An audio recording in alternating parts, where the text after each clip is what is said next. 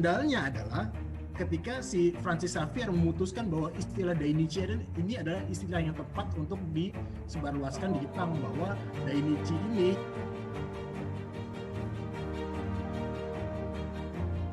di daerah kumuh gitu kan, itu namanya bisa Trentai Yuno tuh, jadi di daerah salah satu daerah yang paling kumuh di Buenos Aires gitu loh, itu polisi aja males lah ke sana gitu. Sebagai seorang Katolik gitu ya, yang memang Katolik ini kan sebenarnya agama yang apa ya, jadinya agama yang sangat ada seseorang pemimpin yang backgroundnya adalah politis, bukan dari agama, bisa ngelakuin itu gitu, which is itu sayang banget. Artinya apa? Harusnya agama hadir ketika lingkungan itu dirusak. Harusnya agama itu hadir ketika ketimpangan sosial menjadi-jadi. Tapi ketika orang yang mengaku alim atau beragama tidak melawan yang namanya diem saja, memikirin ke atas, ketimpangan sosial, berarti dia sebenarnya tidak beragama.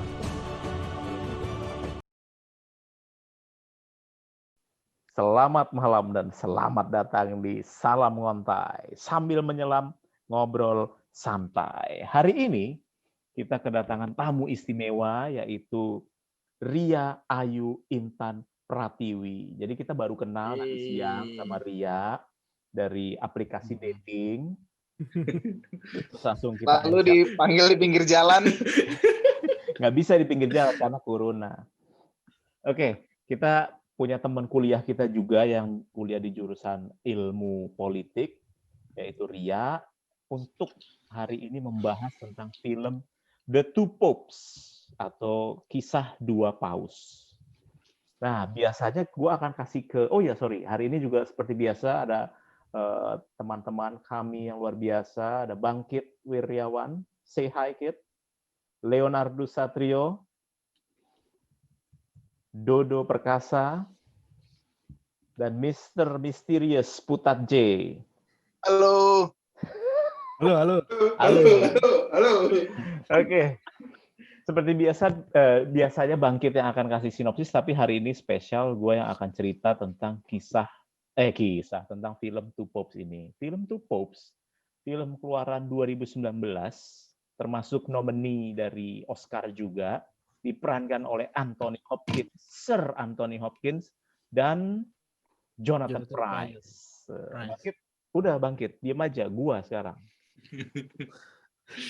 Intinya adalah menceritakan situasi ketika terjadi pergantian antara Paus Benedictus ke Paus Franciscus yang sekarang sedang aktif sebagai paus. Gue bingung mau bilang berkuasa juga nggak enak. Nah, berkuasa apa Tom? Bener ya, memang berkuasa. Paus itu berkuasa. Berkuasa atas umatnya, betul. Ya. Insya Allah, luar biasa. Nah, di film ini gue merasa sangat tersentuh. Bukan berarti gue akan convert, bukan. Tapi gue tersentuh dengan dialog-dialog yang cantas dari film ini. Mengungkapkan dinamika yang terjadi di dalam Vatican City. Terutama di masa-masa pergantian antara Benedictus dan Franciscus. Menurut gue ini film yang sangat penting ditonton untuk generasi mendatang. Generasi mendatang yang akidahnya sudah kuat tentunya ya. Kalau yang lemah jangan ditonton gitu. Tapi yang akidah yang kuat boleh ini nonton. Baru beberapa menit awal sudah bias ini. Perlu kita turunkan apa ini, moderatore Il Primo ini perlu diturunin mungkin. Bukan begitu, Lep. Maksud gue bukan masalah akidah agama, bukan. Ini akidah mengenai kemanusiaan. Masya Allah. Iya. Masya Allah. Yang diatur dengan agama gitu ya. Ya, dibungkus dengan kisah dramatisasi dari pergantian dua paus. Tapi sebenarnya yang mereka sampaikan itu adalah pesan-pesan kemanusiaan. Kayak spoiler alert, yang di bagian terakhir si Paus Franciscus bilang mengenai masalah di dunia yang terjadi. If no one is to blame, then everyone is to blame. Jadi kalau tidak ada yang mau disalahkan, berarti semuanya itu bersalah. Wah, hampir nangis gua. Cuma karena akidah gua kuat, jadi biasa aja. maksud akidah gue kuat itu, gue sudah memahami permasalahan itu dan memang itu penting gitu. Oke, itu sinopsis singkat. Gue nggak bisa sedetil Bangkit yang luar biasa kalau menjelaskan sinopsis. Kesempatan pertama akan gue kasih ke Ria. Ria, boleh give your opinion about this movie dan bagaimana relevansinya terhadap dunia sekarang ini. Sekarang ya? Besok Kalau- aja. Besok aja. Kalau gue sih ngelihatnya yang pasti ini film, kalau menurut gue pribadi ini ratingnya gokil lah ya, karena apalagi buat orang yang suka film soal dialog, wah ini kayak dari awal sampai akhir kayak pingpong kan sebenarnya, kayak dua orang ngomongin tesis, antitesis, dapat tesis yang baru lagi. Tapi kalau gue ngeliatnya justru ini bukan masalah berapa kali ya gue nonton ini ya, sekitar ada 5 kali kayaknya. Pertama kali dilihat 4-5 kali. sekitar itu kayaknya. Karena gue seneng banget terutama dialog di bagian kan gue kan bukan Katolik. Jadi kadang-kadang ada beberapa hal yang kayak pengen gue ulang-ulang, ini maksudnya apa ya, kayak oh berarti orang kalau ngasih sermon di mana ceramah gitu, kayak mungkin kalau di Katolik kalau ada di beberapa kayak tausiah lah atau apapun itu, gue suka banget itu adegan waktu Pope Ratzinger sama Bergoglio pertama kali ketemu di taman itu, dan itu tuh agak susah dimengerti waktu pertama kali nonton karena kan banyak diksi-diksi yang itu kan religi banget lah yang gue nggak familiar, jadi kadang-kadang suka baru yang kedua, ketiga kali nonton, oh mungkin maksudnya ini. Nah, tapi kalau gue sih akhirnya setelah hari ini nonton lagi. Kok tiba-tiba ada lonceng gereja? Itu jam kayaknya, jam 10:15. Apa namanya? Gue sih akhirnya nggak ngeliat ini sebagai film agama ya, maksudnya akhirnya gue melihat ini kayak siapa namanya, Joseph Ratzinger, Pope yang lagi berkuasa waktu itu, dia kayaknya merasa dirinya dia sudah nggak populer di umatnya, and somehow dia mungkin merasa itu, dia punya feeling itu sebenarnya, karena dengan berbagai alasan yang dia nggak bisa mendengarkan suara Tuhan lagi, terus juga dia kayaknya dengar testimonial dari umatnya sendiri sampai dia dibilang Nazi dan segala macam. Dan kan kelihatan tuh waktu saat pemilihan itu dia kan kayak sebenarnya Bergoglio ini kan, Bergoglio ya? Ya, si Paus Franciscus. Yang Paus sekarang ini lebih populer dan kayak head to head sebenarnya. Dan sebenarnya dia kayak udah ada feeling, somehow gue begitu di 4-5 kali nonton ini ngelihat kayaknya dia udah ada feeling si Joseph Ratzinger ini bahwa sebenarnya si Bergoglio ini yang pantas untuk mimpin, tapi mungkin dia dengan akhirnya begitu. Jadi ini jadi bukan soal agama lagi, jadi dia kayak memang udah ngerasa bahwa bukan bahasanya apa sih ya, kalau orang udah nggak nyaman, terus dia udah nggak merasa yakin bahwa gue bisa mimpin, dan akhirnya dia kayak ada enlightenment di diri dia bahwa ya gue itu memang akademisi, dia bilang kan I'm a scholar, I'm not a leader gitu, I'm not a manager gitu.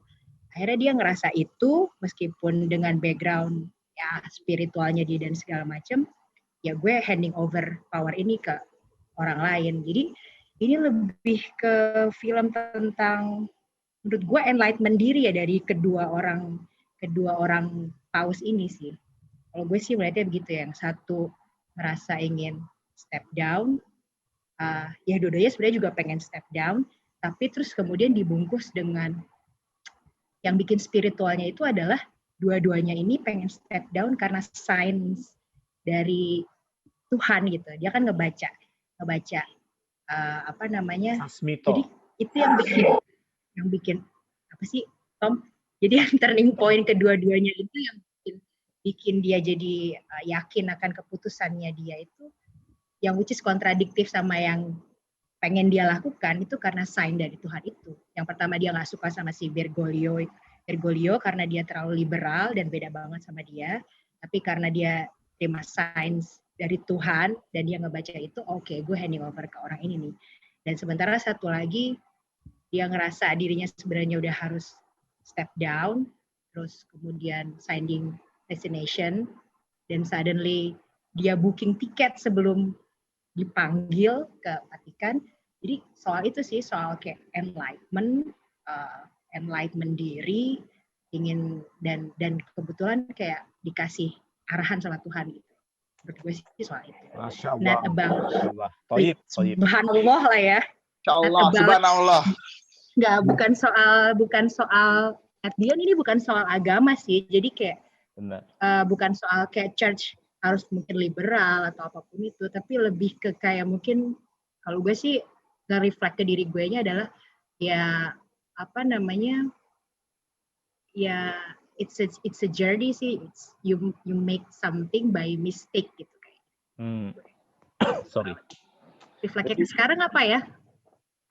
Mungkin Leo kali yang lebih tahu kayaknya. Oke.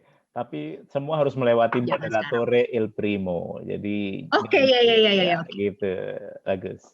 Tapi untuk sedikit gue meresonansi apa yang Ria tadi bilang, gue setuju banget bahwa film ini tuh mungkin kalau gue merephrase ya, Ria, ini adalah sebuah journey tentang orang-orang yang berpasrah. Jadi dia berpasrah, sehingga dalam kondisi kepasrahannya itu malah pikirannya jadi jernih, sehingga tabayun. Anjir. Habis itu langsung di-mute brengsek emang dia. Jadi dalam kondisi kepasrahan, pikiran jernih, sehingga langkah yang diambil itu semuanya jadi make sense. Oke. Aduh. Sorry, kita harus minta maaf ini ya kepada para pemirsa atas ulah misteri. Oke, untuk menyambung diskusi ini, kita juga sangat beruntung ya memiliki anggota podcast ini yang diverse. Salah satunya ada Leonardo Satrio yang memang born as a Catholic. Jadi mungkin Leo bisa sedikit cerita dari perspektif seorang Katolik melihat film Two Popes ini. Apakah jadi goyah imannya? Ya. Terima kasih. Kuat? Terima kasih. Jadi sebenarnya film ini begitu gua nonton dan pertama itu di dialog pertama yang dia di taman aja tuh udah langsung istilahnya gue langsung berkonsentrasi penuh untuk menonton film ini, karena sebagai seorang Katolik gitu ya, yang memang Katolik ini kan sebenarnya agama yang jadinya agama yang sangat terinstitusionalisasi gitu kan. Jadi semuanya terpusat. Jadi dia punya hierarki lah. Hierarkinya tuh sangat ketat, dan dia selain hierarki dia juga punya tradisi-tradisi dalam kehidupan sehari-harinya maupun dalam pemerintahannya gitu kan. Nah, sebenarnya kalau kita lihat proses konklave sendiri itu kan adalah sebenarnya proses yang sangat politis ya. Itu kan suatu proses di mana Gereja Katolik mencari pemimpin, tetapi di dalam prosesnya itu tentunya si semua orang yang terlibat di dalamnya, si kardinal-kardinal itu tentunya mereka mempertimbangkan masalah-masalah apa sih yang akan diadres oleh gereja gitu. Masalah-masalah di dunia apa yang akan diadres oleh gereja. Nah, sebelum Kardinal Ratzinger terpilih, Paus Yohanes Paulus II itu adalah salah satu pemimpin gereja yang paling bisa dibilang paling reformis lah, salah satunya gitu ya. Kenapa dia reformis? Karena memang dalam berapa puluh tahun pemerintahannya dia itu, Gereja Katolik mengeluarkan suatu kebijakan-kebijakan yang memang hampir-hampir tidak terpikirkan di masa-masa sebelumnya. Contohnya adalah pernyataan gereja ya. Jadi kalau ada namanya dokumen Konsili Vatikan kedua itu sekitar tahun 70 kalau nggak salah, 70-an sekian gitu, itu menyebutkan bahwa gereja mengakui bahwa ada keselamatan lain di luar gereja Katolik. Itu Masya intinya, Allah. salah satunya ya. Goib, Jadi goib. itu adalah sesuatu yang sangat sangat mencengangkan lah di masanya. Itu dari sisi keimanan ya yang paling besar.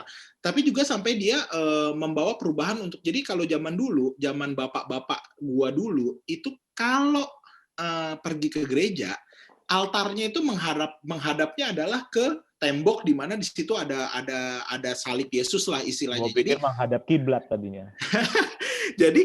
Jadi kita tuh nggak bisa lihat muka pasturnya karena pasturnya itu sibuk melihat ke arah altar.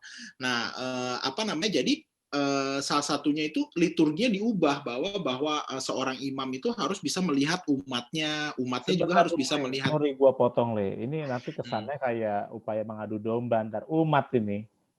Kenapa? Masalah imam ngadep kemana nih? Ya, itu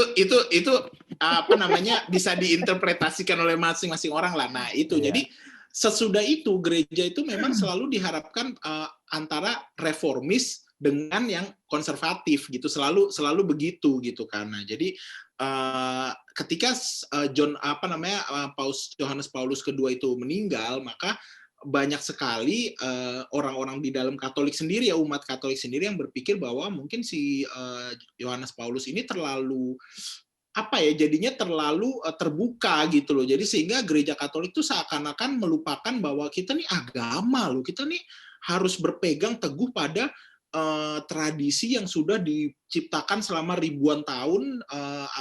Kita harus, ya itu kan di awal-awal pembicaraan mereka kan terlihat kan bahwa kita harus menjaga tembok kita segala macam, terutama isu-isu misalnya masalah LGBT, masalah aborsi. Aborsi seperti itu kan. Jadi Paus Yohanes Paulus adalah seorang paus yang melihat itu secara lebih sebenarnya mirip dengan Kardinal Bergoglio ini gitu. Jadi memang ketika Paus Yohanes Paulus meninggal, lah mungkin pemimpin-pemimpin gereja yang memilih paus baru itu melihat bahwa mungkin gereja harus dikembalikan nih arahnya ke kitahnya, lebih konservatif. Makanya waktu itu si Ratzinger yang terpilih. Cuma ternyata di dalam si Ratzinger sendiri, di dalam dirinya juga berkecamuk hal macam-macam lah istilahnya. Kalau gue lihat bisa dari dua sisi. Dari dia merasa juga jangan-jangan panggilan gue ini dia kan dari awal kan sudah gue tuh harus menjaga tradisi gereja yang sudah 2000-an tahun segala macam, tapi memang mungkin kalau Ria bilang ya, mengutip kata Ria, tiba-tiba ada revelation dari Tuhan ya. So far sih kita anggapnya aja dari Tuhan, gitu ya, bahwa nggak bisa nih, sebenarnya ada sesuatu yang lebih urgent untuk dibela, yaitu tadi misalnya orang-orang yang LGBT dan segala macam. Dan dia melihat bahwa semua visi ini ada di dalam si Bergoglio tadi ini. Pada akhirnya dia melihat visi itu di Bergoglio, dan dia akhirnya memutuskan untuk step down, meskipun yang terakhir kita lihat bahwa dua orang ini merasa sisi masa lalu mereka tuh semua punya cacat gitu loh.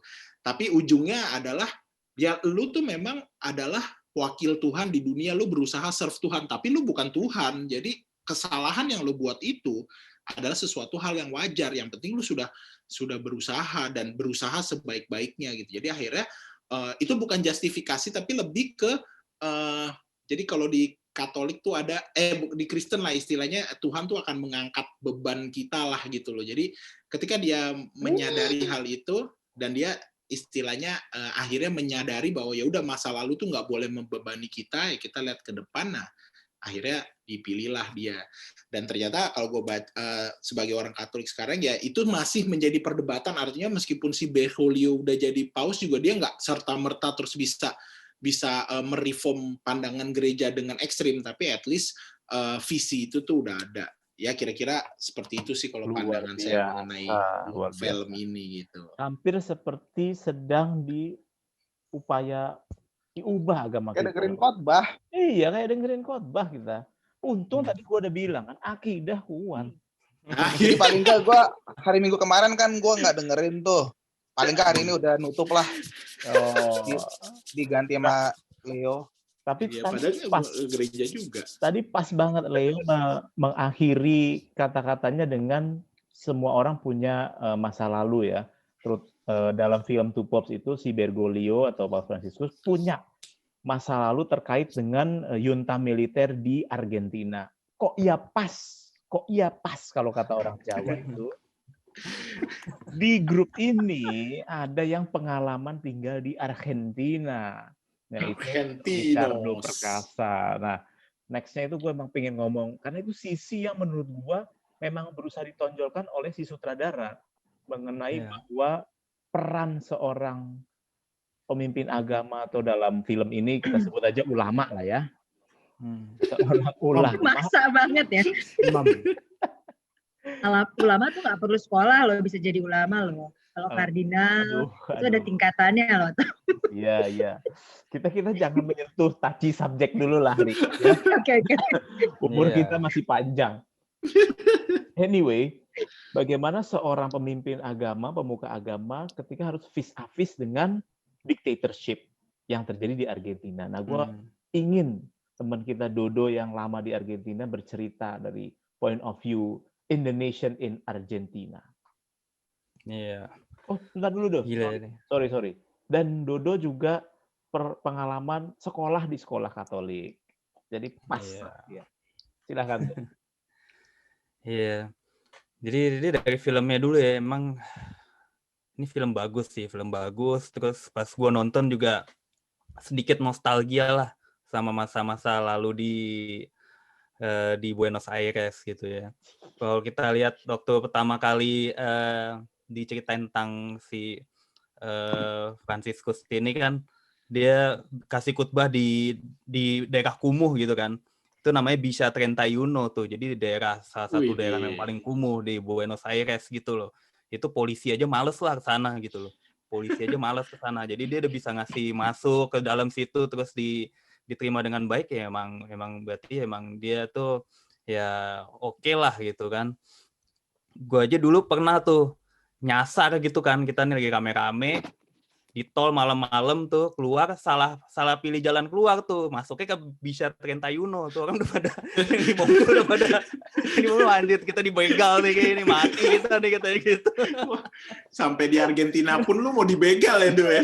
Iya, karena memang bisa mati gitu loh di sana tuh, memang bisa mati beneran kalau kita, apalagi malam-malam kan, bisa 31 terus ya apalagi ya, terus gue lihat emang Paus ini memang orang Argentina banget gitu loh. Di balik ya kita lihatnya kan dia di ini kan sih sebagai paus ya gitu. Tapi kalau di film ini di ternyata ya memang dia tuh orang Argentina banget gitu. Orang dia gila bola gitu kan, dia orang Argentina banget gitu kan. Terus ya nari juga, tango gitu. Jadi dia ya nggak apa-apa tuh bersentuhan sama yang bukan muhrim, ya ternyata nggak apa-apa. Iya benar-benar. Kan makanya ya, dia dibilang kan pasti Ratzinger nanya, kamu dan sama siapa ya, daripada gue dianggap gila kan, dia pasti gue harus ada pasangan gitu ya. Terus minum wine.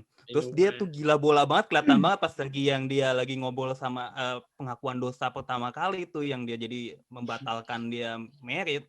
Itu kan dia sampai nanya kan, nih pastornya dari mana? Dia bilang dari Parque Patricios, dia bilang. Terus dia bilang, oh semoga lu bukan fansnya Huracan ya, karena Huracan tuh musuhnya San Lorenzo nih, klubnya si Paus namanya kan San Lorenzo kan, yang dia bela banget kan.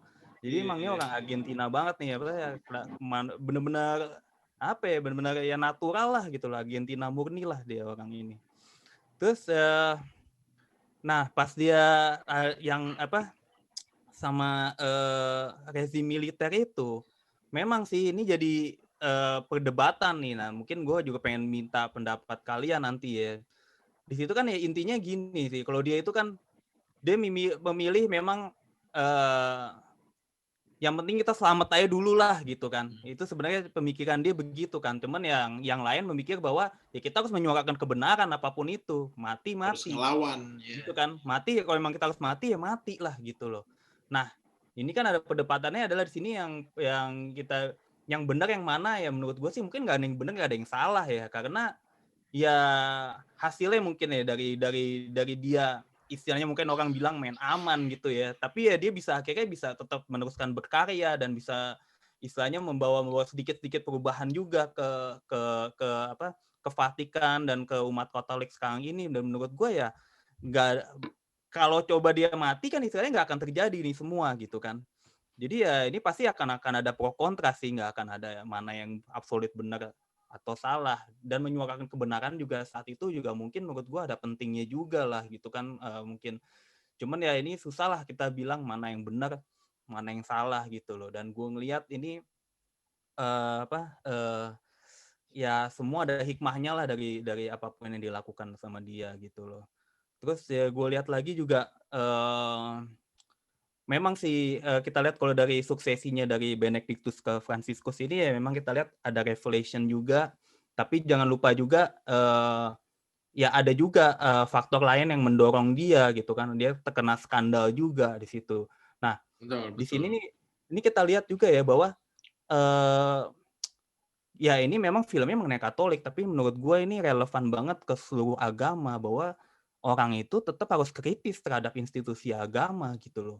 Institusi agama itu membawa kesucian, tapi bukan berarti selamanya bersih dan suci gitu loh. Tetap kita harus kritis juga karena aktor-aktornya adalah manusia juga. Jadi institusi seperti Vatikan misalnya dicontohkan di sini, ya nggak lepas juga dari kesalahan-kesalahan gitu kan. Ada skandal juga, ada segala macem. Dan trikinya kita lebih sulit mengkritisi institusi yang membawa kesucian karena ya bawa-bawa kebenaran, bawa-bawa Tuhan. Nah kalau kita kritik, ya biasanya kita takut-takutin sama neraka gitu kan, dosa lo gitu, digituin kan. Nah ini emang agak tricky sih, cuman ya kita harus kritis dan kita nggak bisa main percaya aja gitu loh. Kita harus melihat segala sesuatunya, tetap kita harus jiwa kritis kita tuh harus kita lihat dan kita harus melihat bahwa apakah ini sudah bukan menyimpang ya apa ya namanya kayak sudah korup apa enggak nih institusi ini gitu loh. Nah kita harus bisa melihat itu dan menurut gua ya kalau di film ini ya akhirnya perubahan institusi agama itu kan juga paling gini ya paling kolot lah dibilang paling susah kan mendengar perubahan gitu loh. Dan gue lihat di film ini ya walaupun jalannya nggak mudah tapi ya akhirnya pelan-pelan akhirnya ya bisa juga akhirnya gitu loh perubahan itu ini. Tapi memang benar sih nggak akan. Pemilihan kata-katanya Dodo tuh sangat amat berhati-hati ya dia. Gimana? Kalau nggak lagi rekaman ya. Karena ada gambar gua di sini nggak kayak putat kan.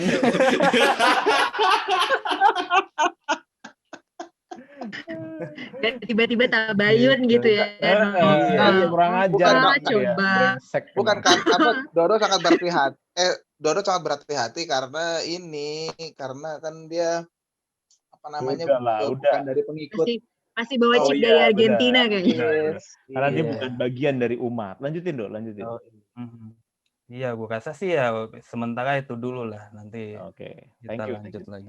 Gue cuma pengen menukil kata-kata dari Dodo bahwa emang institusi agama tuh sulit dikritik karena selalu ditakut-takuti oleh neraka dan istilahnya pembangkangan terhadap Tuhan. Itulah sebabnya ada paling baik itu untuk mengkritik suatu institusi agama harus dari agama lain. Karena pasti nerakanya beda kan. Beda. Iya, benar. Anyway, karena tadi Dodo juga mengangkat masalah rezim junta, bagaimana orang harus berpihak, bagaimana sebuah institusi agama itu tidak lepas dari yang namanya flaws karena tetap di manage oleh humans. Nah, biasanya bangkit itu selalu punya fakta-fakta sejarah yang tiba-tiba out of the box atau bahkan out of nowhere, bisa jadi dia ngarang kan gitu. Silakan Kit. Mungkin lu punya data-data sejarah mengenai ngarang tapi argumennya runut jadi orang-orang pada percaya ya. Gak terbukti Kit, orang yang nonton 20. Ya seperti biasa kita ngomong teknis filmnya dulu ya. Ini luar biasa filmnya. Ada dua hal yang bikin saya membuat ini takjub dan membuat sedih. Takjub karena screenplay-nya ini jago banget, bagus banget. 30 menit pertama tuh bener-bener bisa menikmati gitu loh. Apalagi yang tadi di Ria cerita waktu mereka berdua di taman itu, si Bergoglio sama Ratzinger. Nah, saya sendiri nih nontonnya itu nggak pakai terjemahan. Jadi ketika mereka ngomong bahasa Spanyol, bahasa Itali itu menduga-duga aja kira-kira ini ngomongnya apa, dan memang tanpa terjemahan pun bisa dinikmati banget. Malah menurut gue ya lebih enak nontonnya gitu. Ketika mereka ngomong bahasa Latin gila. Tapi kirain berarti udah kehilangan 40% isi filmnya, Kit. Ini adalah jenis film yang bisa dinikmati berkali-kali. Jadi berikutnya nanti tentu gue nonton pakai terjemahan. Oke, langsung aja sebagai seorang yang dulu pernah dididik oleh sebagai pastor Jesuit. Jesuit ini Oh iya benar, pas kuliah. Iya. Ordonya Paus Francis, dan Paus Francis ini paus pertama yang dari Ordo Jesuit ini. Dan kalau dulu guru saya bilang, Romo Bowo itu bilang kalau sampai ada paus dari Jesuit itu dunia akan geger, bener kan? Banyak kebijakannya Paus Francis ini yang membuat gempar sebagian kalangan di dunia ini, terutama yang Katolik. Nah, tadi ngomongin sejarah, banyak skandal di gereja Katolik. Udah diangkat di banyak film, kasus Immobiliare di Godfather 3. Terus skandal keuskupan Boston di Spotlight, film 2015 Best Picture. Terus film Silence, karya Martin Scorsese juga bicara tentang sejarah Katolisisme di Jepang, dan ini ada skandal yang lucu yang mau saya share di sini.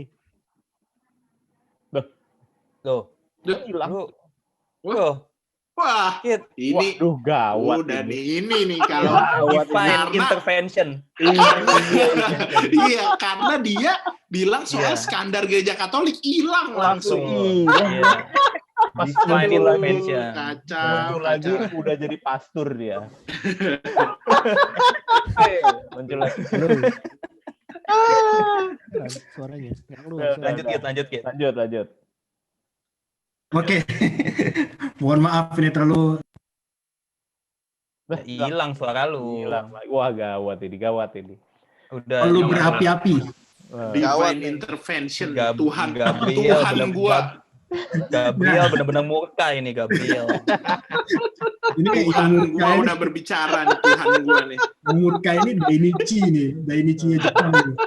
Jadi skandal yang saya mau cerita itu waktu masuknya agama Katolik di Jepang untuk pertama kali dibawa oleh Pater Francis Xavier ya, yang dulu juga penyebar agama Katolik di Indonesia untuk periode awal ya.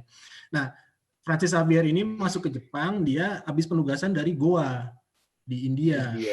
Nah, dia memakai istilahnya orang lokal lah untuk menyebut Tuhan, bahwa ini Dainichi gitu. Nah, orang lokal ini menganggap si Dainichi yang dibilang sama si Francis Xavier ini Dainichi yang Buddhism dari India. Kan orang Jepang itu Buddhisnya berasal dari India kan belajarnya. Mereka tahunya Buddha itu. Kok tanya kita? Kan lu yang ngajarin. Nah, orang Buddha itu taunya orang Jepang ini taunya Buddha itu asalnya dari India. Nah, si Francis Xavier ini mengajarkan tentang tentang Dainichi ini dianggapnya sama. Nah, si Francis Xavier ini juga nggak ngerti awalnya. Jadi dia tetap menggunakan istilah Dainichi Buddha untuk menjelaskan si Yesus gitu loh. Jadi selama 2 tahun itu agamanya lumayan berkembang, cuma di daerah selatan aja sih, nggak di banyak tempat. Nah, begitu dia tahu ternyata Dainichi itu merefer sebetulnya ke Buddha sebetulnya, dan itu istilah yang dia pakai untuk menyebut Yesus, akhirnya dia membatalkan semua kegiatan pengajaran dia dengan menganalogikan Dainichi itu, dan semua kegiatan dimundurin ke selatan lagi. Tadinya kan dia mau misionarinya mau naik terus ke mana, ke timur sama ke utara kan ya. Udah akhirnya dari situ dia makin susah karena ternyata agamanya ini beda, dan orang-orang Buddha di Jepang juga akhirnya jadi curiga loh, kok ini ternyata nggak sama, bukan orang dari India, dari Goa India yang mengajarkan tentang Buddhism, ternyata ini ngajarin agama yang berbeda. Nah, akhirnya si Francis Xavier ini dibatasi pergerakannya, dan dalam waktu 2 tahun dia sudah mundur balik kembali ke luar dari Jepang. Nah, sejak saat itu titik baliknya, untuk beberapa lama sempat sih tetap penyebaran Katolisisme di daerah selatan Jepang itu menguat, cuman lama-lama penguasanya, shogunnya, ketika pemerintah pusatnya terbentuk, jadi waktu zamannya Francis Xavier masuk Jepang itu shogunnya itu runtuh Shogunan Ashikaga Shogunate. Nah, yang lagi naik itu adalah Oda Nobunaga, Toyotomi Hideyoshi, dan pada akhirnya yang paling kuat adalah Tokugawa Ieyasu. Nah, di zaman Tokugawa Ieyasu inilah Katolisisme mulai diusir dari Jepang karena dianggap berbahaya, mengagitasi melawan pemerintah pusat. Nah, selama mereka pastor-pastor Katoliknya diusir dari luar Jepang, orang-orang Jepang yang sudah convert ke Katolik, ternyata mereka nggak hilang. Mereka tetap menjadi seorang Katolik selama 250 tahun Jepang di bawah kekuasaan Tokugawa Shogunate ini. Mereka itu jadi gerakan bawah tanah. Jadi mereka kongregasi di rumah-rumah kecil kalau malam ya, berkumpul secara rahasia gitu. Terus jadi ngebahas film Silence loh. Iya, di film Silence itu kayak gini ceritanya. Jadi ini filmnya Katolisme Pops. Tapi kan bicara sejarah tentang skandal Katolisisme. Iya. Ini belum ada skandal di mana? Kita cari skandal. Skandalnya adalah ketika si Francis Xavier memutuskan bahwa istilah Dainichi ini adalah istilah yang tepat untuk disebarluaskan di Jepang, bahwa Dainichi ini yang sebetulnya konsepnya Buddha itu dipakai untuk mengajarkan tentang kekristenan. Nah, baru di tengah jalan itulah orang Kristen baru nyadar ternyata beda sekte ini, akhirnya dia diusir. Pergerakannya dibatasi dan akhirnya gak berapa lama orang pastor-pastornya itu diusir dan agamanya dilarang di Jepang sampai 250 tahun. Ternyata setelah reformasi Meiji, ketika Jepang sudah mulai membebaskan agama, baru ketahuan ada orang-orang yang berdoanya beda. Dia ngumpulnya kalau malam gelap takut gitu kan.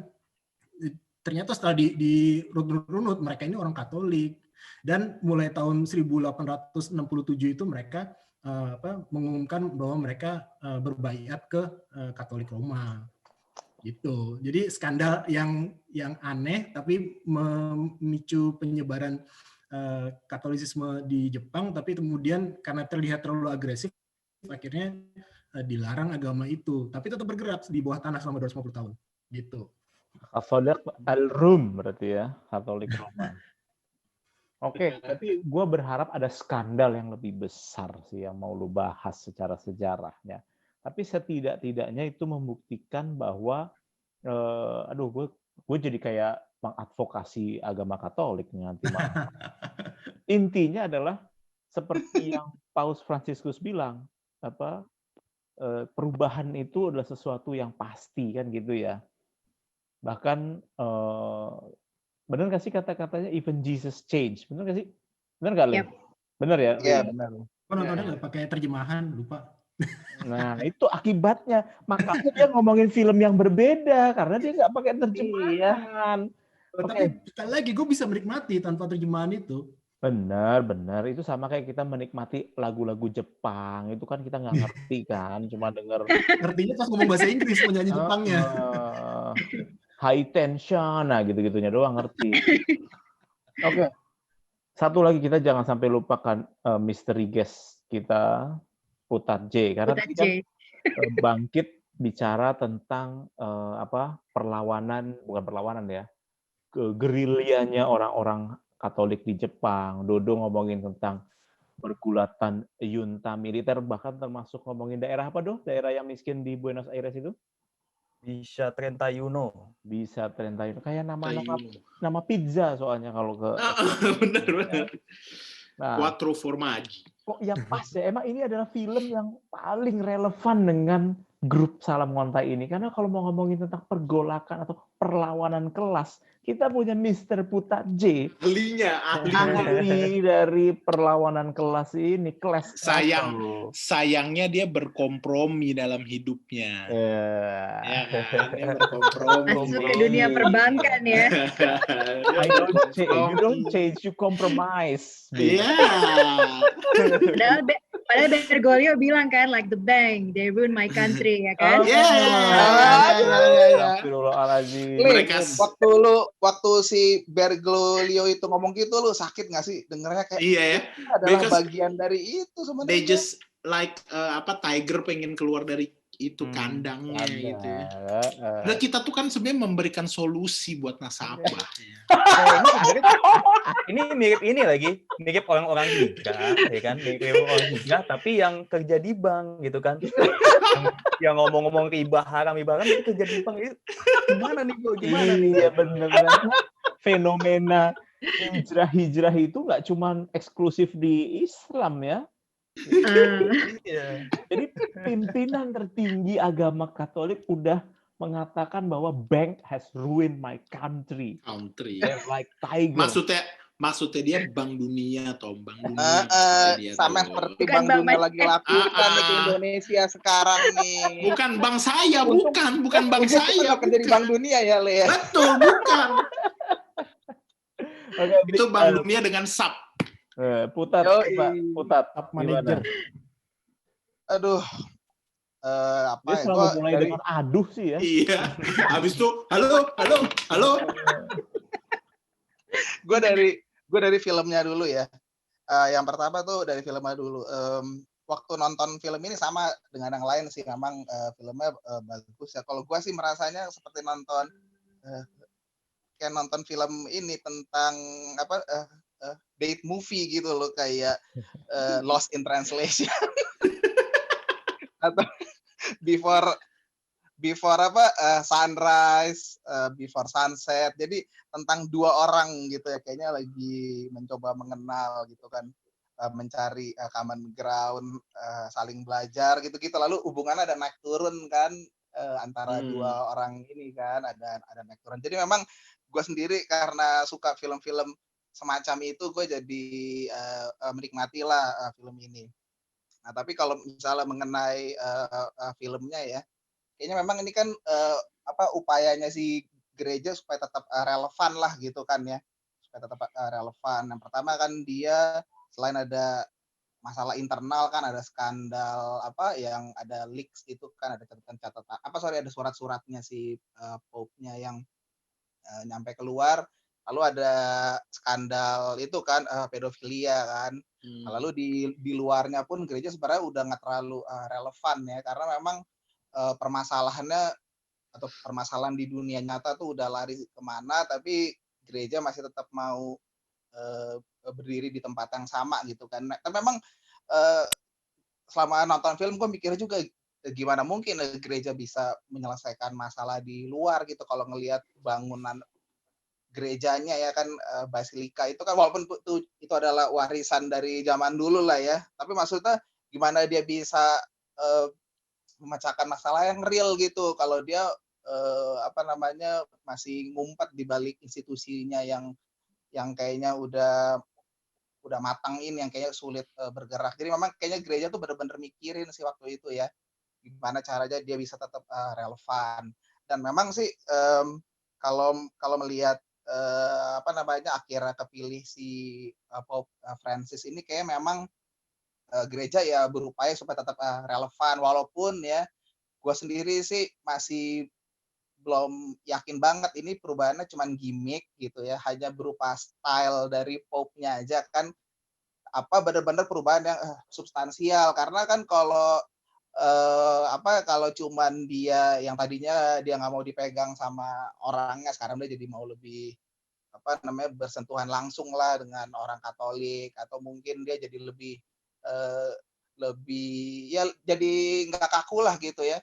Ya itu cuma perubahan di style, cuma perubahan itu sebenarnya ada substansi. Karena sebenarnya kan kalau untuk yang tadi kalau nggak salah Leo bilang, kalau untuk perubahan dogma itu sebenarnya kan nggak segampang itu juga ya. Sebenarnya nggak ada yang bilang itu sih tadi. Kenapa tuh? Ada tadi kalau nggak salah Leo apa siapa tuh, ada, ya, bahwa kayaknya dia mau merubah, tapi kayaknya dia nggak bisa secepat dan se ekstrim itu juga sih, tapi at least visinya tuh udah ada gitu loh. Iya, jadi memang agak sulit juga sih buat membayangkan satu orang bisa merubah institusi yang udah ribuan tahun. Iya, udah ribuan tahun gitu. Itu sih yang gue malah sebenarnya jadi ingin cari berita selanjutnya. Itu kan filmnya kan bercerita sampai dengan dia terpilih kan. Gue sayangnya belum sempat sih pengen baca sebenarnya yang dia udah lakukan sejak tahun 2015 sampai 2020 tuh apa ya? Kayak presiden jadinya. Kenapa? Tapi kan memang harus begitu. Benar. Iya. Paling gitu. Sama paling ya itu, jadi memang kalau tentang agamanya sendiri, sebenarnya kan agama itu sebenarnya kan memang pada dasarnya bisa membebaskan, karena dia bisa dia tuh bisa membebaskan orang. Dan sebenarnya banyak kasus juga agama tuh udah terbukti bisa jadi jadi satu yang progresif kan kalau nggak salah di Amerika Latin kan Jesuit Iya. itu kan banyak kan ya, kayak Teologi pembebasan. Iya, teologi pembebasan kayak si Dom Kama. Itu ya waktu ada adegan yang dimana dia minta beres-beresin bukunya itu ya, dia kan ngomongin bukunya ini. Kalau tadi Dodo itu nostalgia Argentina, ya gue kayak nostalgia kayak 15 tahun lalu, kayaknya gue pernah baca nih bukunya siapa sih Dom Kamara, lalu ada siapa kayak Gramsci. siapa gitu-gitu ya. Ini kayaknya nih bacaannya orang-orang Jesuit di sana tuh memang teologi pembebasan gitu. Jadi memang Kalau orang-orang apa yo? Apa? kalau Bill, kalau sekarang lu bacanya Rich Dad Poor Dad deh.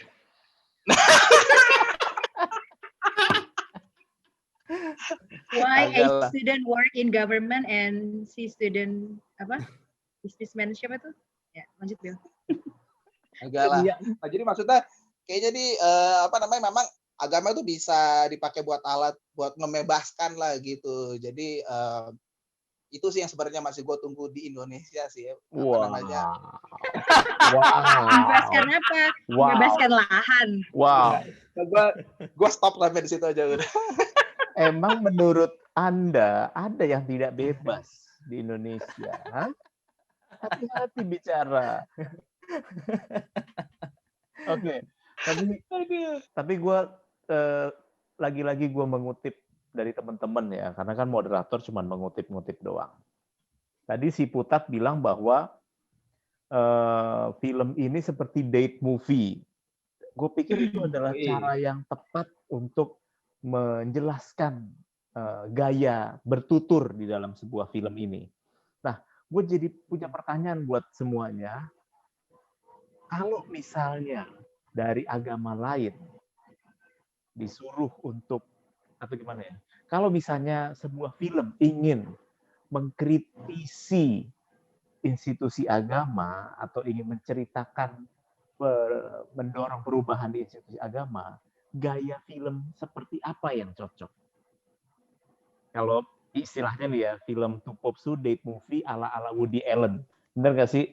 Yang penuh dengan dialog-dialog yang cepat dan cerdas gitu. Nah, misalnya Ria, gue mulai dari Ria dulu ya. Ria dijadikan sebuah produser, eksekutif produser dari production house, terus tentukan arah film mau seperti apa untuk mendorong perubahan di institusi agama Anda.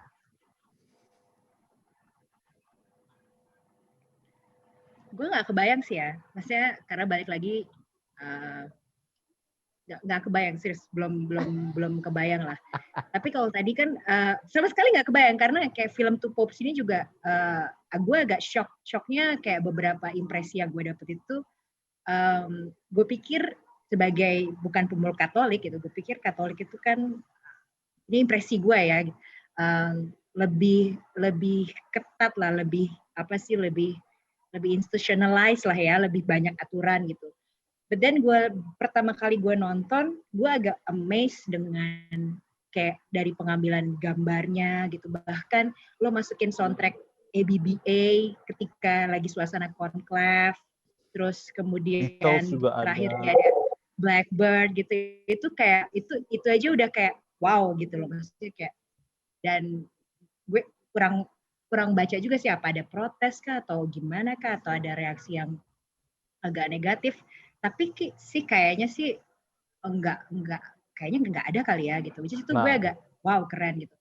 Terus udah gitu juga ini kan kayak kalau tadi kan sempat ngobrolin kayak ketika kita mau mengkritisi suatu agama itu harus datang dari agama yang lain, which is tapi itu nggak terjadi di film ini. Yang ini mengkritisi agamanya datang dari orang dalam agamanya sendiri gitu. Itu buat gue aja udah kayak wow gitu. Keren banget lah. Dan apalagi ketika berarti dua pemimpin lah ya. Kardinal itu kan mimpin satu negara ya. Lo bisa head to head ngobrol like really heavy conversation tentang faith, tentang how do you see God. Tapi kita dalam satu rumah, and it's hari pertama, hari kedua lanjut lagi, hari ketiga lanjut lagi. Gue nggak kebayang sih, even kayak presidential debate aja, lo bisa head to head with manner, you know how to pose, you know how to counter strike again gitu. Lo tau kapan harus berhenti, kapan gue harus ini lagi. Itu keren banget sih. Gue nggak ngerti dua orang popes itu di dalam diri mereka apa ya, maksudnya knowledge apa yang mereka punya, kesabaran apa yang mereka punya sampai lo bisa handling heavy conversation berhari-hari dengan manner yang bagus. Jadi gue nggak kebayang kalau film macam apa Nolan definitely enggak lah.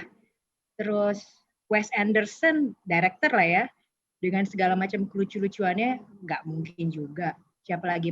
Martin Scorsese. Martin Scorsese itu satu-satunya director yang even though dia bikin film soal mafia, kan background-nya dia juga pernah sekolah ini kan, pernah sekolah jadi pastor juga kan, Martin Scorsese. Terus dia keluar, that's why dia selalu bikin film itu sebenarnya dia tentang Irlandia, tentang kekatolikannya lah, mengkritisi juga sebenarnya. Terus kemudian, jadi gue nggak, kalau dari balik lagi ke pertanyaan Tommy, gue nggak kebayang, karena ini kayak two popes ini kayak, wow gitu, bener kata Billy, kayak before sunrise, before sunset, in a religion fashion gitu. Tapi itu bahkan datangnya nggak dari kritik agama lain, dari dalam agama itu sendiri. Terus kemudian yang bikin gue, sebelum gue lupa ya, gue agak random nih. Waktu pertama kali nonton, kedua kali, efeknya gue setelah nonton itu adalah gue jadi pengen tahu tentang Jorge Bergoglio gitu, dan ada kalau nggak salah ada film dokumenternya kan di HBO. Kayak wow gitu. Apa namanya? Ingat loh, tidak harus kuat loh. Dia view-nya seapakah dia gitu ya. Tapi jujur gue begitu nonton keempat lah ya. Kalau yang hari ini gue nonton agak nge-skip, nggak selesai. Justru gue kagumnya itu dengan Joseph Ratzinger. Meskipun dia turun karena skandal. Can you imagine seseorang yang dikasih mandat dari Tuhan sampai lo mati ibaratnya untuk melayani umat dengan segala macam kekuasaannya dia, yang dia bisa pindah dari one summer house ke Vatikan dengan naik helikopter gitu ya, and nobody is questioning about that gitu. Ibaratnya kayak kerajaan Inggris aja sekarang udah banyak dikritisi kan, lu willing give up kekuasaan ke orang lain gitu, dan itu datang dari within dalam dirinya dia gitu, bahwa gue nggak sanggup, gue nggak mampu, dan gue nggak yakin sih ya, ini kan ada seseorang pemimpin yang background-nya adalah politis, bukan dari agama, bisa ngelakuin itu gitu, which is itu sayang banget kurang di highlight gitu. Jadi kayak you know when you have to stop, which is itu kita nggak dari, maksudnya relate dari kondisi dunia kayak sekarang gitu, kayak megalomaniak makin banyak, narsistik makin banyak gitu. Itu kayak gila, and nobody's talking about him gitu, kayak pengorbanannya dia, terus apa sih yang berkecamuk di kepalanya dia gitu loh, sampai lo willing gitu ngasih ke orang lain yang totally pandangannya tuh beda. Kayak ibaratnya mungkin ya sekarang ya lo orang Republikan ngasih ke orang Demokrat, nih gue kasih lo gitu. Atau ibarat Jokowi kasih kekuasaan ke Habib ibarat Jokowi gitu ya. Kasih ke gitu Habib Rizik. Jadi bedanya sama Soeharto, paling nggak si Ratzinger tahu ya kapan dia harus berhenti ya. Yes, he knows when to stop gitu. Dan itu bukan dari survei, bukan karena ada kerusuhan, bukan karena ada inflasi gitu. You know, he's just karena ada skandal. I cannot hear his voice gitu. Ada skandal sih, but how big sih gitu, masih kayak gue nggak tahu deh dari yang di Katolik sendiri itu akan membuat terus akan membuat lu keluar dari agama Katolik, itu kan enggak juga kan, gitu maksudnya.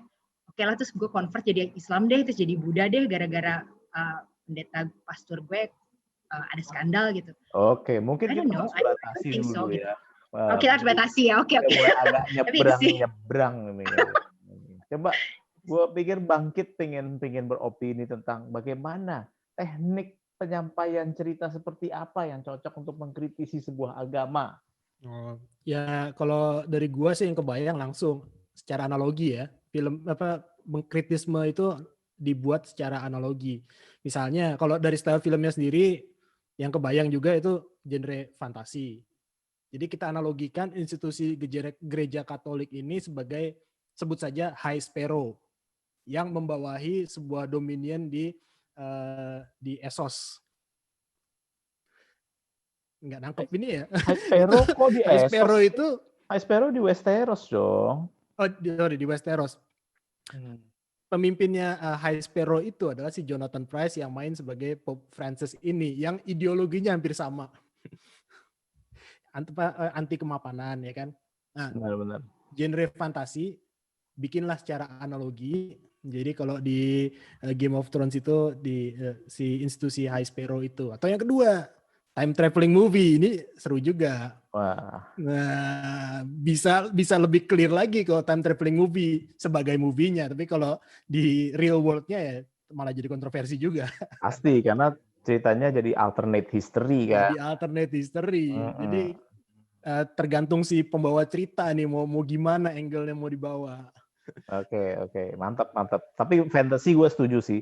Analogi yang bukan cuma sekedar analogi ya, tapi simbolisme yang disuguhkan di Game of Thrones melalui si Jonathan Pryce yang menjadi Franciscus itu sepertinya si Jonathan Pryce ini dibidik untuk menjadi peran Franciscus ini karena kepiawaiannya sebagai High Sparrow ini. Melihat dia sebagai orang yang benar-benar bersahaja, sebagai orang biasa yang tidak punya kemauan apa-apa dan selalu mendahulukan umat gitu loh. Atau karena emang mirip gitu. Atau emang mirip sama Bergoglio. Oh, dan karena Jonathan Pryce dulu pernah main sebagai Juan Perón, suaminya Evita di Argentina ya. Oh gitu. Oke, menarik. Coba Dodo biasanya paling punya keluh kesah terhadap film. Bukan institusi agama, tapi film.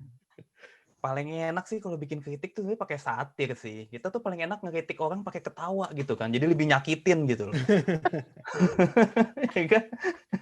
Dan lebih kelihatan begonya gitu kan. Lebih kelihatan apanya ya? Lebih kelihatan keborokannya gitu pakai satir. Cuman ya memang kalau ya belum siap lah.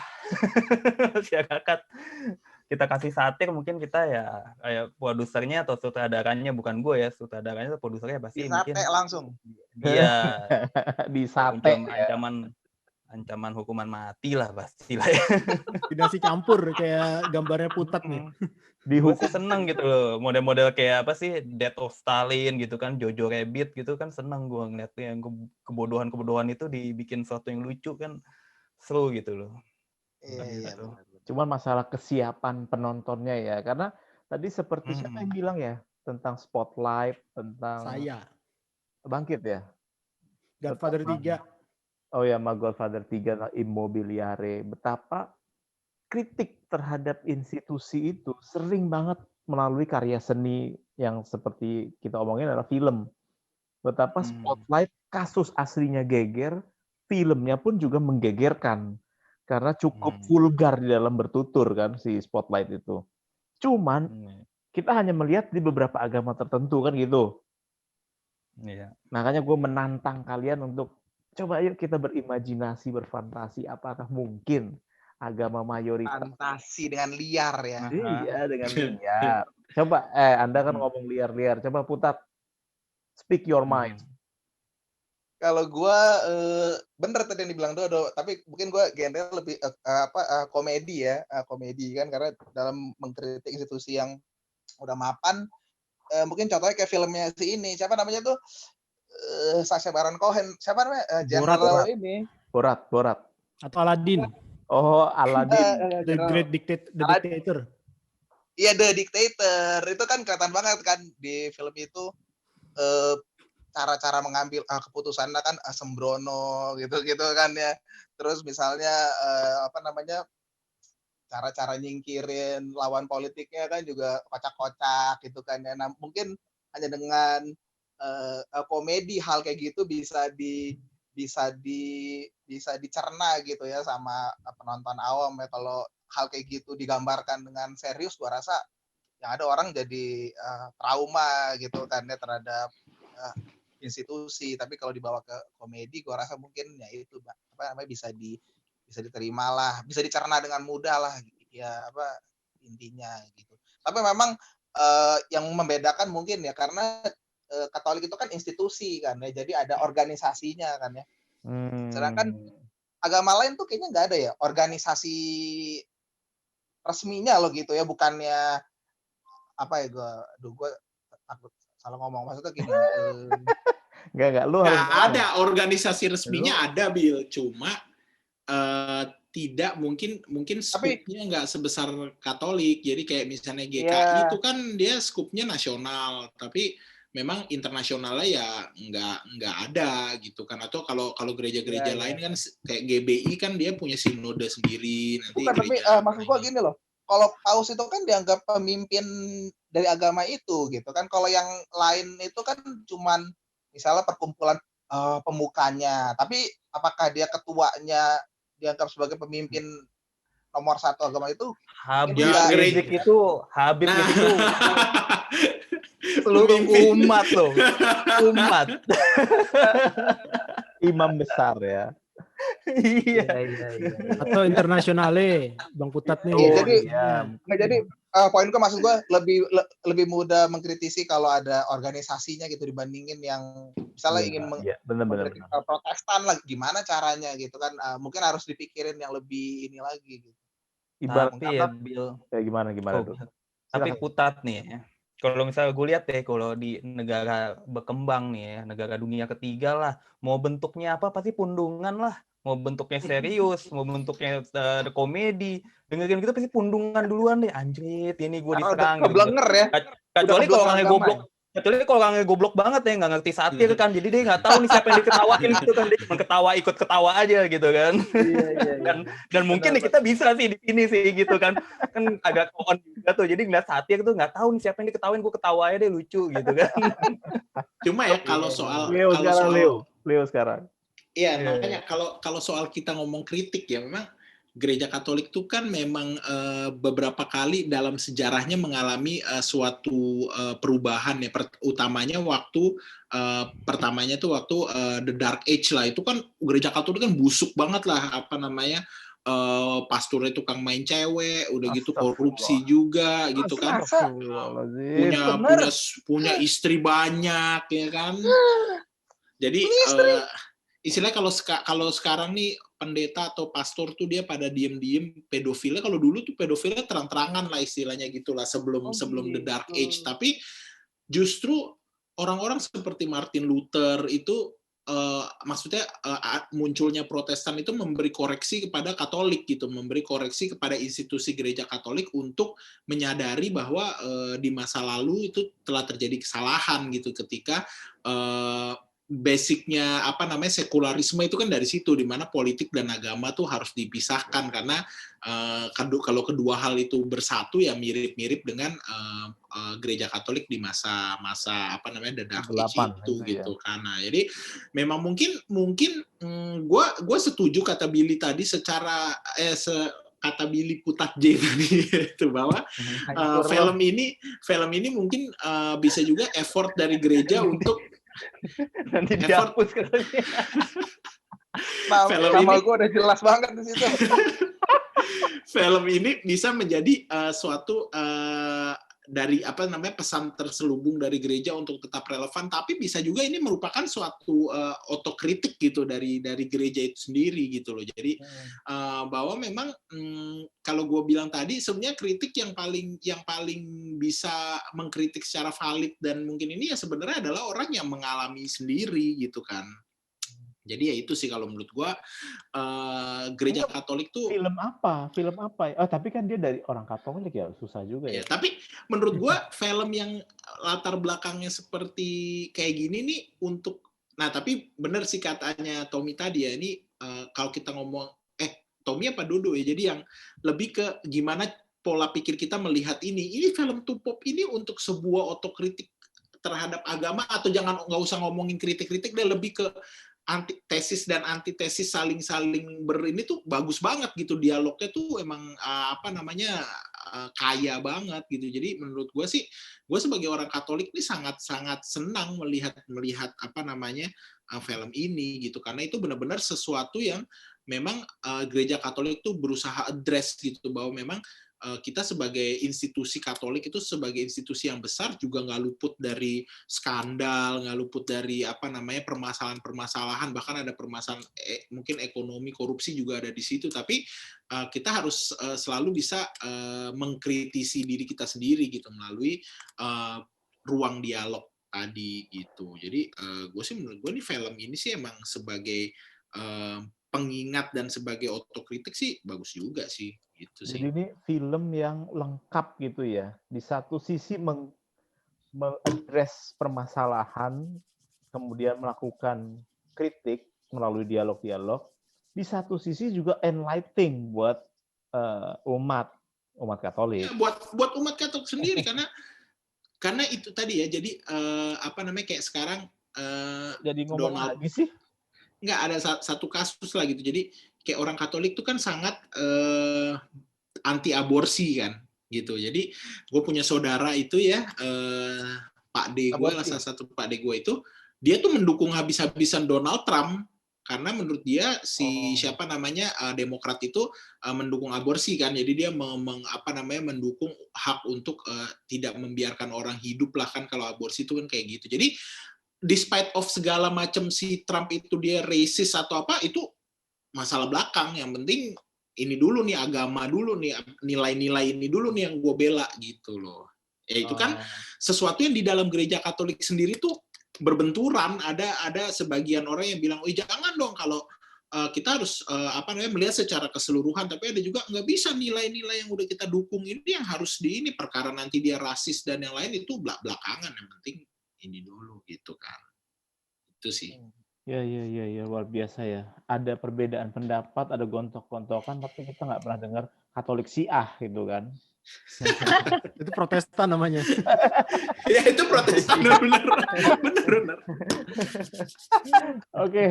Oke, gue pikir sih ini pembicaraan yang terjadi adalah bagaimana kita menjelaskan kepada para penonton bahwa kritik itu bisa disampaikan melalui sebuah karya seni, dalam hal ini film. Nggak mesti gamblang mengkritiknya, kayak Spotlight itu kan gamblang banget kan mengkritik tentang institusi gereja di Boston ya waktu itu ya. Tapi bisa melalui suguhan dialog hanya 2 orang doang loh. Hanya 2 orang dialognya, tapi menyajikan kritik sekaligus tausiah sebenarnya. Kan begitu. Ada satu lagi loh Tom, kalau judulnya, tapi bukan based on true story sih, Doubt, Philip Seymour Hoffman sama Meryl Streep. Apa judulnya? Kalau belum. Doubt, ragu. Devil Wears Prada. Devil Wears Prada ya. Bener ya. Devil Wears Prada ya. Bener. Tapi gue Gue kayaknya bukan Philip Seymour Hoffman. Capote, ya kan, Truman Capote kan nontonnya. Suicide. Ya. Itu soal dia pastor juga, terus kemudian dia bahkan dia skandalnya dia tuh dibuka oleh biarawati. Jadi Meryl Streep dia jadi biarawati di situ. Dia yang mengkritisi gerejanya sendiri. Mungkin ya itu nyambung sih dengan kasus Spotlight, terus kayak yang dibilang sama di film Two Pops kan kayaknya gue udah nonton ada report deh. Terus coba di Lu nonton Into the Woods kali Tom? Enggak, gue udah nonton gue. Sebenarnya kayak Gangs of New York gitu juga, Martin Scorsese mostly dia banyak mengkritisi sih, cuma ya ketutup sama kemafiaannya gitu. Iya. Oke. Next adalah closing statement. Jadi seperti biasa kita selalu harus ada closing statement. Nggak usah panjang-panjang. Kalau perlu pesan kepada para penonton. Jadi kita mulai dari tamu kita hari ini, Ria Ayu Intan Pratewi atau biasa disingkat Renef. Silakan. Dasar lo. Apa ya? Iya, Ayu Intan Pratiwi Wicaksono. Pesannya apa ya? Di subscribe kali ya. Ini Oh, apa iya. kontennya biar nggak 20 viewers. Kita nggak pernah loh. Kita nggak pernah nyuruh orang jangan lupa Oh gitu ya? subscribe dan Ya. tekan Tapi lonceng. kita harus kayak Chef Arnold, Tom. Like and subscribe karepmu gitu, malah banyak orang yang ini. Ya muka kita juga nggak ada yang kayak Chef Arnold masalahnya. Iya bener juga sih. Apa Ri? Pesan-pesan buat para penonton. Pesan buat para penonton apa ya? Ya keep watching movies aja lah. Udah gitu aja. We learn a lot from that. Udah Kayak itu aja. acara ini ya, apa tuh yang Peace Love and Gaung tuh nama acaranya? Iya. Oh, apa namanya? Aneka Planet Yes. remaja. Aneka Yes. Planet Planet remaja. Iya, ya udah nggak apa-apa. Pesannya tetap mungkin gini. Mungkin gue boleh menginterpretasi apa yang berusaha Ria sampaikan. Keep on watching movies supaya apa? Supaya otak para penonton itu nggak cuman di situ-situ aja. Karena movies adalah jendela Exactly. kita melihat dunia gitu. Benar. Bagus pesannya, bagus. Next siapa yang Nyambung. dulu? Makasih ya Tom. Nah, gua nih ya pada umat-umat yang alim-alim nih, ya kan? Gue nggak suka nih. Ya enggak lah Banyak buat teman-teman Gitu. teman-teman yang beragama semua nih, beragamalah dengan cerdas, gitu aja lah pesan gua, karena tetap kan pemuka-pemuka agama kita segala macam adalah manusia-manusia juga gitu loh, yang tidak lepas dari kesalahan. Iya, Godaan. jadi ya tetap gunakan akal sehat gitu kan, gunakan akal sehat, cerna baik-baik dan tetap kritis gitu aja sih lihat orang-orang ini. Jadi ya begitulah pada teman-temanku semua yang alim-alim ini. Pemilihan. Akal sehat ya Dodo ya. Tumben Dodo tuh kalau ngomong nggak belak-belakan gitu loh ya. Oke, gitu doang ya Do ya. Iya. Iya, harus gua potong nih sebelum lu kebablasan memang. Iya, betul. Bagit. Ya oke, tadi keep on watching movies ya buat semua pemirsa ya. Terutama prequelnya dari Two Pops ini, yaitu Jojo Rabbit. Tadi udah disebut tuh Jojo Rabbit. Jadi Joseph Ratzinger itu adalah Hitler Youth, anggota Hitler Youth tahun 40-an awal. Iya. Ini yang dituduh dia jadi seorang Nazi itu, tapi orang tuanya dia tuh anti Nazi. Jojo Rabbit banget kan? Sedikit Dan dia spoiler. memang waktu masih muda lah istilahnya, belum jadi imam itu dia waktu itu. Betul. Nah, itu sedikit spoiler aja buat Jojo Rabbit. Nah, kita harus nonton nih prequelnya Two Pops, di mana si anak kecil, ya analogikanlah sebagai Joseph Ratzinger, si Pop Benedict 16 ini harus ikut dalam Liga Mudanya Hitler ini karena dipaksa. Karena dipaksa, tapi bukan karena kemauan dia sendiri. Si Joseph Ratzinger. Iya, baik Joseph Ratzinger maupun si Jojo di Jojo Rabbit. Enggak dong, Jojo Rabbit nggak dipaksa. Dia kan selalu melihat hayalannya Hitler. Iya. Astaga, gue lupa. Oh ya bener-bener. Iya. Tapi orang tuanya tetap anti-Nazi. Orang tuanya anti-Nazi, cuman ya. Ya. Cuma anti. Jadi dia Nazi tapi anti. Billy. Putat. Nanti dihapus aja Tom, nanti kita ngomong gitu. Tapi dia emang nggak umum sih, yang lain pakai nama asli, dia sendiri pakai nama nggak asli. Putat. Gue minta closing statement lu ada hubungannya dengan melawan oligarki. Ayo. Iya itu. Jadi buat kawan-kawan semua, selami lagi agama apapun yang kita percayai gitu ya, baca dalamnya, karena gue yakin agama itu ingin memerdekakan orang ingin memerdekakan manusia gitu, ingin membebaskan manusia. Jadi sebenarnya agama itu adalah pisau yang sangat tajam Atau untuk pedang. melawan pedang atau melawan oligarki. Gila. Jadi gue ingin menyumbang pendapat juga berangkat dari apa yang Putat tadi bilang, bahwa agama itu pembebasan ya Tat. Iya. Tat sebut nama nih, Tat. Bang Le. Iya. Nah, agama itu adalah pembebasan. Jadi ketika Anda beragama tapi tidak ada upaya untuk membebaskan dari cengkraman oligarki, berarti Anda adalah bagian dari permasalahan. Iya. Gue Iya. ngambil contoh Ada konkret. Gimana, Duh? Ada tambahan juga, berarti agama itu ternyata ya bisa berjalan beriringan dengan perjuangan kelas. Ya.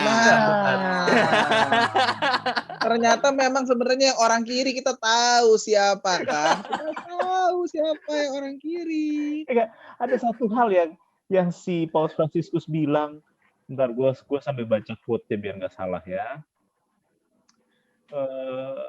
Pokoknya intinya agama mikirin tentang divorce, birth control, on being gay, while our planet was being destroyed, while equality grew like a cancer.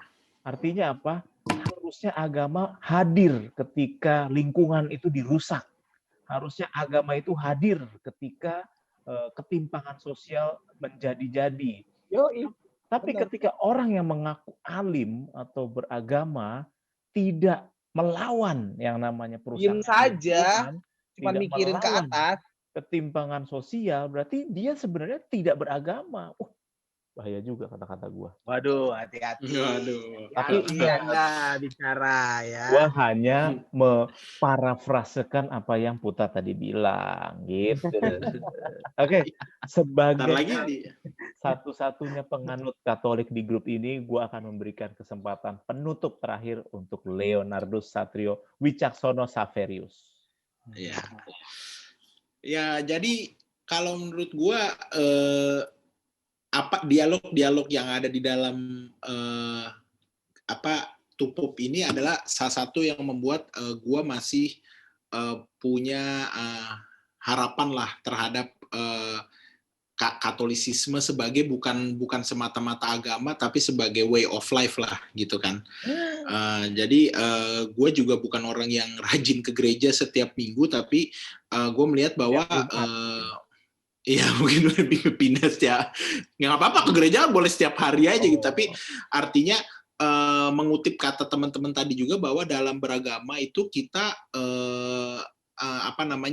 nggak boleh anti kritik gitu. Bahwa dalam orang beragama itu kan yang menjalankan agama itu kan juga manusia-manusia juga. Jadi mereka nggak lepas dari kesalahan. Kalau memang pernah ada kesalahan yang mereka buat, ya marilah kita melihat bahwa jangan kita mengulangi kesalahan yang sama. Tapi bahwa agama itu adalah sarana kita untuk berdiskusi dan berbicara kepada Sang Pencipta kita, itu rasanya sih masih sebuah hal yang relevan gitu, karena kita berbicara dengan Pencipta kita bisa melalui apa saja gitu kan, media agama apa saja. Tapi yang jangan lupa adalah juga jangan hanya iman tapi juga amal ya kan, dan agama ini harus bisa membuat orang-orang yang menganutnya itu bisa mengamalkan nilai-nilai yang ada di agama itu sendiri gitu. Tadi yang seperti mengutip kata Kardinal Bergoglio tadi itu, jangan kita hanya membicarakan masalah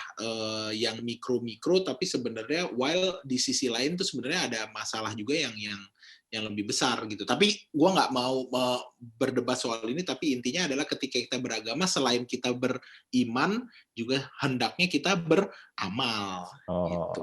Gue pikir selain kita beriman, kita juga berislam ya. Saya kan gitu. Ya, boleh. Nggak apa-apa, bebas aja, bebas. Oke.